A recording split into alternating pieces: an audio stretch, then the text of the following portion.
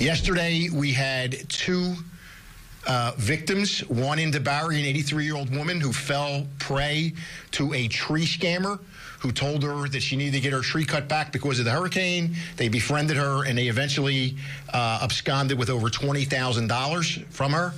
The second scam occurred in DeLand, where they showed up at a house of an individual who was visually impaired, and they managed to make their way into the home and say that they were there from the city of DeLand to inspect the tap water.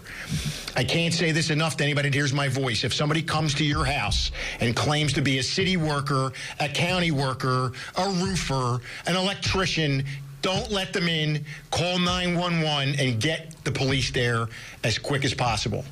Last night, we also had a couple of entrepreneurial individuals come over from Orange County and committed a string of burglaries in Deltona. Nice to say that they are in custody, but you got to be on guard for your neighbors is the message I want to get out here. As the storm worsens, as power probably goes out, please keep an eye on our most vulnerable citizens, and if you see something suspicious when you look out the window, don't hesitate and call 911.